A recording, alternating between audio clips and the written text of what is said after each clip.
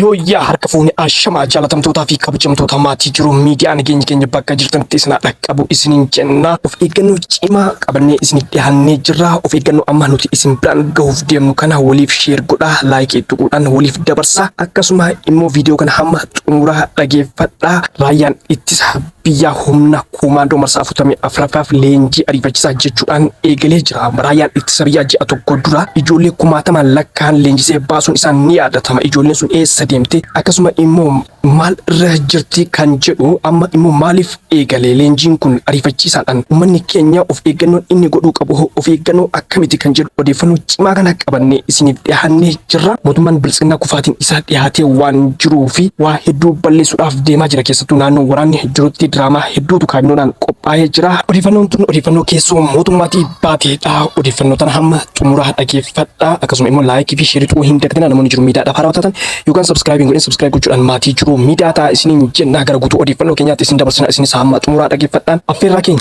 Kabajamtootaa fi jaalatamtoota dhageeffattoota maatii jiru miidiyaa odeeffannoo keenya jalqabaatiin wanti yeroo hedduu qotee bulaan keenya himatu dhimma xaa'ooti. Osoo qotee bulaan keenya xaa'oo dhabee rakkataa jiru torbaan darbe keessaa xaa'oon bitamee Jibuutii galee gara dhagaa jijjiirame jechuudhaan odeeffannoon takka takka bahaa ture. Dhimma san irratti xiinxalaan siyaasaa fi hayyuun Oromoo Jawaar Mohaammed odeeffannoo bal'aa kaahee jira. Mee xaa'oon gara dhagaa jijjiirame sun akkamitti akkas ta'uu danda'e? Akka eenyuun bitame? Akkasuma immoo maaliif achitti ture kan jedhu xiinxalaa siyaasaa fi hayyuu Oromoo Jawaar Mohaammed wabeeffachuudhaan odeeffannoo takka qabadhee isiniif dhiyaadhee jira. San gurra isin buusa.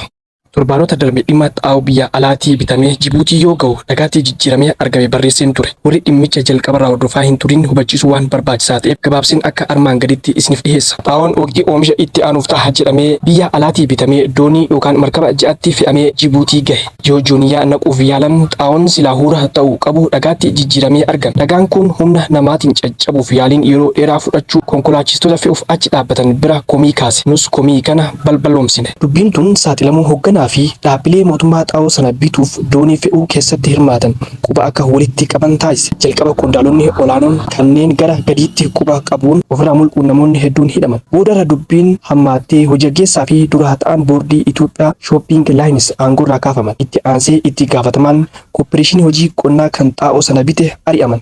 Xaa'oon sun rakkina hin qabu jechuun uummataaf raabsuuf yaaduun qorannoo laaboraatoorii sobaa gaggeeffamee gabaasni dhiyaatee ture. Shira kanas guyyaa kaleessaa waan xiinxalleef har'a Itoophiyaa Investment Holding xalayaa barreesseen xaa'oon sun guutuutti akka gara biyyaa hin galle xalayaadhaan ugguruu dhageenya. Adeemsa kana keessatti xaa'oon kwaalitii hin qabne waggoota dheeraaf bitamee galaa turuu fi kan amma kun kan qabame guutuutti dhageettii jijjiiramaaf ta'uu huban. Kana qofa osoo hin taane jooniyaa xaa'oo qonnaan bulaatti gurguramu irratti kiiloogiraama 50 akka ta'e barreeffamus qabataman garuu kiiloogiraama 46 fi saanii gaditti hir'isuun gocha hannaa raawwatamu mirkaneeffanne. Kun yakka qonnaan bulaa irratti gaggeeffamudha. Kana maal irraa baranna? Qondaalonni biyya bulchaa jiran malaamaltummaadhaan xaxamanii gochoota uummata keenya miidhan raawwachaa jiru. Gochoota kana bakka jiru saaxiluun itti duuluu baannaan uummata keenya kasaraa oomishaa qofa osoo hin taane gaagama fayyaa hamaan itti dhufuu mala. Kanaafuu bakka jirtanitti daba dalagamu yoo argitan odeeffannoo nu ergaa nutis hordofnee qorannee mirkaneeffachuun duula irratti gaggeessa. Faarsee bultoonni gaafa duraa xaa'oo Jibuutii ga'e kan badee ta'uu gabaasuun waakkachaa turtan. Taatee kanarraa muuxannoo fudhachuun yoo xinaate gochoota maatii keessan baadiyaa jiru miidhan dhoksuuf yaaluu irraa akka of qusattan abdii qabna jechuudhaan barnoota na kaa'e. Xiinxalaan siyaasaa fi hayyuu Oromoo Jawaar Mohaammed. Jaalatamtootaa fi kabajamtoota keenya kun jiru miidiyaadha. Odeeffannoo guyyaadhaan nu baragaan gurra isin buusaa jirra. Ammas odeeffannoon keenya akkuma itti fufeetti jira. Odeeffannoon keenya itti aanu hiriirri mormii humnoota Tigraay har'as itti fufee jira. Hiriirri kun kan gaggeeffamaa jiruuf kafaltiin nuuf kafalamu kafaltiin nu madaalu miti jechuudhaan humni Tigraay karaa irratti bahee sagalee isaa kan dhageessisaa jiruuf gara biraatiin immoo abbootiin humnoota kana fayyadamuudhaan Eertiraa wajjin walii galee waraana narratti banuudhaaf jedhee himate. Mootummaan federaalaa guutuu odeeffannoo kana akka itti aanutti isiniif dhiyeessa.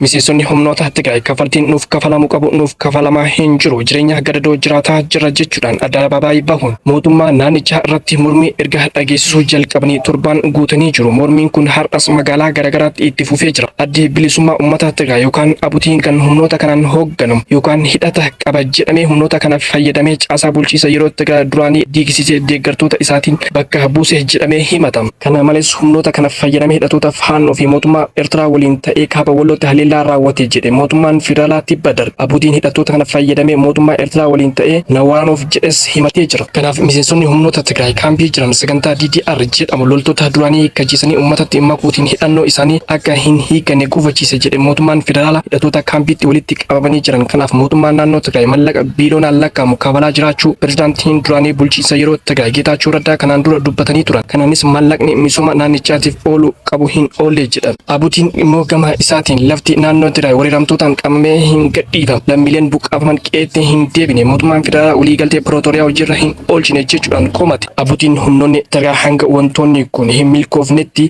hidhannoo hiikkachuu hin qaban ejjennoo jedhu qaba jedha. Egaa hordoftoota fi kabajamtoota maatii jiru miidiyaa ammas akka nu faana jirtan abdii qabna. Odeeffannoon keenyas akkuma itti fufetti jira. Isinis laayikii sheerii godhuu hin dagatina. Yaadoo qabaatan gara komantiitiin nu barreessa.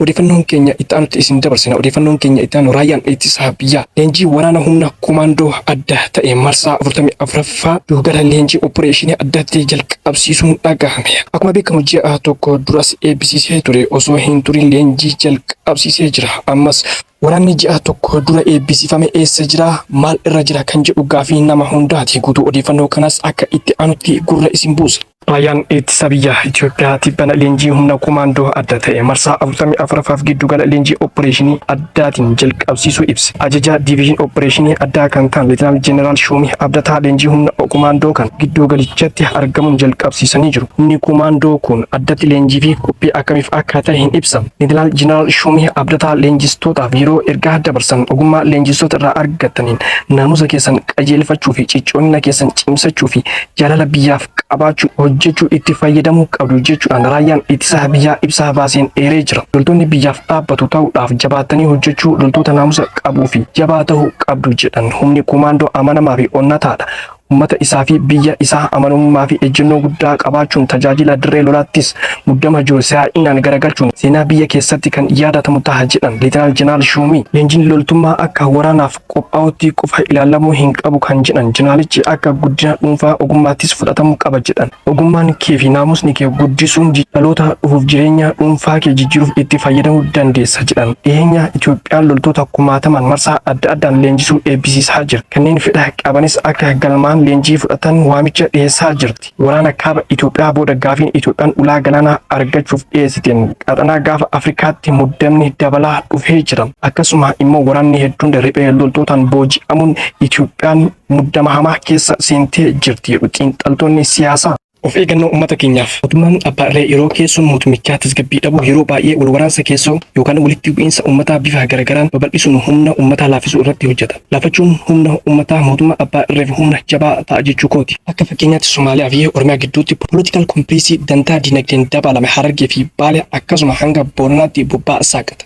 Lixa gama Horroo Guduruu fi akka barbaachisummaatti kallattii Matakkalis ibidda ofumaa qabsiisuun waan gubuu barbaade gubee erga barbadeessee booda deebisee ofumaa dhaamsa. Salaalee irratti waliin shanii dura dhaabbannaa jechuudhaan hanga caasaa finxaaleeyyii aanaa dhuunfaatti wal ijaaranii haadha ofumaaf walitti deebi'anii ilmaan hiyyeessaa gidduutti rasaasan bakkisaa jiru. Amma humni finxaaleessii irraa seene sun ona warra jaarsoo karaa aanoo dheeraa gumii gobbaa irraa gahanii jiru. Lafti kun bakka wal qunnama aanaa sadanii darraa hidhabuu abbootii fi warra jaarsoo yoo ta'u akeekni jiru darraa marfama keessa galchanii amaaruu gumii gobbaa jiruun walitti fufiinsa naannoo amaaraa jala galchuudha. Kun sirna beekamaa kaabinoota aanota naannoo sanaa jiraniin kan sanyiin isaanii warra ta'een bocamedha. Warri kun dhalattoota Oromoo caasaa kaabinee keessa jiru humnaan ni waxalu yoo isaan dubbatan ati shanidha jedhanii waan doorsisaniif osoo arganuu callisu. Kana milkeessuuf sababoota garagaraan humna dabalataa Shonkoodhaa fi Bulgaarii irraa akka garas darbee quba qabna. Uummanni kaabinoota afaan Oromoo bartee kana jala bu'ee saaxiluu qaba. Kaabinoonni yaaddoo nageenyaaf calliftanii borus duuti hin haftu waan ta'eef waan biraa irraa dhabdan odeeffannoo nuuf qooda jechuudhaan araanni biyyoolessaa of eeggannoo tana gal'isee jira. Maddii odeeffannoo keenyaa araata biyyoolessaati. Egaa hordoftootaa fi kabajamtoota maatii jiru miidiyaa odeeffannoon ammaaf qabannee isiniif dhiyaanne hanganuma odeeffannoo keenya biraatiin hamma walitti deemnutti nagaan turaa isiniin jenna. Namoonni jiru miidiyaadhaaf haaraa taatan yookaan subscribe hin godhin subscribe gochuudhaan maatii jiru miidiyaa akka taatan isiniin jenna. Akkasuma like share gochuudhaan nu jajjabeessaa dhaamsa keenya waan nu hojjentootaafi galatuma ulfaadhaa yoo yaada qabatan komantiidhaan nu barreessaa.